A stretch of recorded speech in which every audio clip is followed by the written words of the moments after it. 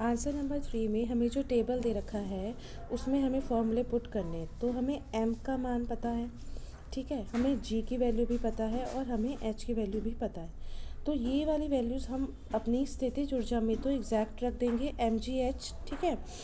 अब जो हम अगर गतिज ऊर्जा की बात करते हैं जिसका फॉर्मूला होता है आपका 1/2 mv²। तो यहाँ पे हमें v निकालना पड़ेगा हर कंडीशन में, ठीक है बेटे। तो हमने जो गति के 3 समीकरण किए थे उनमें से एक समीकरण था कि v² minus u² is equal to 2as, ठीक है। तो यहाँ से हम v की स्क्वायर की वैल्यू निकाल लेंगे। तो v² क्या हो जाएगा 2as, ये u वहाँ जाएगा और वहाँ जाके उसका निशान प्लस बन जाएगा। तो फॉर्मूला बन जाएगा v² is equal to 2as plus u²। तो हर कंडीशन में हम अपना v² की वैल्यू निकालेंगे, ठीक है। तो अब देखिए जैसे कि जब h जो है आपका, जब h दे रखा है आपका 4 मीटर, है ना, h 4 मीटर दे रखा है, यानी कि जो बॉल है वो यहीं पर है, ठीक है। तो उसने तो कोई गति करी नहीं है, तो यहाँ पे u जो है वो भी ज़ीरो है और गति हो ही नहीं रही है, तो v² भी ज़ीरो है। तो यानी कि आपका जब फॉर्मूला पुट करेंगे गतिज ऊर्जा में तो वो भी आपका ज़ीरो आ जाएगा।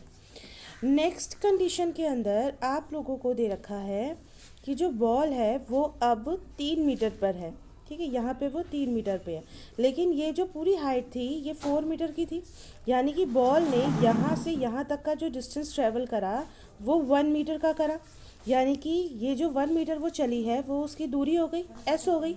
अब हम v² निकालेंगे जो है 2as प्लस u²। u तो हमेशा ही ज़ीरो रहेगा क्योंकि आरंभिक जो था वो उसका वेग हमेशा ज़ीरो ही रहा है। अब यहाँ पे हम v² निकालेंगे, 2a हमें दे रखा है 10, हमको g दे रखा था यहाँ पे 10, तो ये त्वरण था तो यही a होगा 10 और s कितना चला वो 1 मीटर।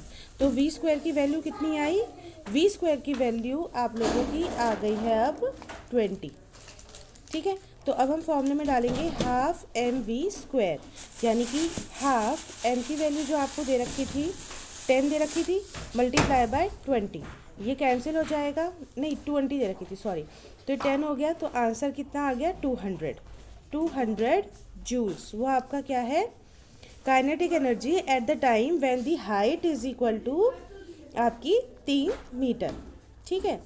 अब हम अगला देखते हैं। दूसरी कंडीशन में हमें दे रखा है कि जब आपका h जो होगा वो आपका 2 मीटर होगा, यानी कि जब बॉल 2 मीटर चलकर आ गई, यहाँ पे उसकी हाइट 2 मीटर की दे रखी है, यानी कि बॉल यहाँ पे आ गई, इसका मतलब बॉल कितना डिस्टेंस ट्रैवल करके आई, बॉल आई 2 मीटर का डिस्टेंस ट्रैवल कर ऊपर से लेंगे, अगर हम ऊपर से देखेंगे तो 2 मीटर का डिस्टेंस उसने ट्रैवल करा, ठीक है। तो यहाँ पे s जो हो गया वो हो गया 2, तो v² क्या हो जाएगा u² प्लस 2as, u² तो है ही zero, plus 2 into 10 into 2 which is equal to 40, ठीक है। तो इस कंडीशन में हमारे पास जो v² आया उसकी वैल्यू कितनी आई है 40 आई है, ठीक है। अब ये वाली वैल्यू हम फॉर्मूले में डालेंगे हाफ mv², यानी कि हाफ m20 था, ठीक है, v² आपका 40 है, ये कट जाएगा 10 से तो ये आ जाएगा 400 जूल, यानी कि 400 जूल आपकी गतिज ऊर्जा होगी। अगली कंडीशन में जो आपको दे रखा है कि अब जो हाइट रह गई है वो 1 मीटर रह गई है, यानी कि बॉल यहाँ पर है, यानी कि हाइट क्योंकि 1 मीटर रह गई है, इसका मतलब उसने कितना डिस्टेंस ट्रैवल करा, उसने 3 मीटर डिस्टेंस ट्रैवल करा, क्योंकि पूरी हाइट आपको पता है 4 थी, तो अगर एक ऊंचाई रह गई है यानी कि बची हुई कितनी बची 3, तो 3 डिस्टेंस उसने ट्रैवल करा, तो s जो हो गया वो हो गया 3।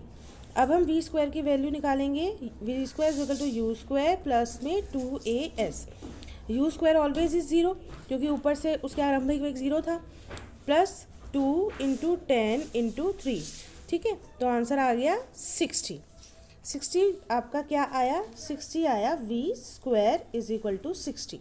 ये वैल्यू अब हम गतिज ऊर्जा में डालेंगे हाफ mv², यानी कि हाफ m20 इंटू 60, ये कट जाएगा और आपका आंसर क्या आएगा 600 जूल्स। यानी कि ये काइनेटिक एनर्जी आपकी कब होगी, जब बॉल है उसकी हाइट कितनी रह जाएगी, 1 मीटर रह जाएगी। अब ये सभी चीज़ें आपको समझ में आ गई हैं। इसके लिए मैं आपको एक फ़ोटो भी सेंड कर रही हूँ जिससे आप ध्यान से ऑब्जर्व कर लेंगे और फिर आप ये क्वेश्चन करेंगे।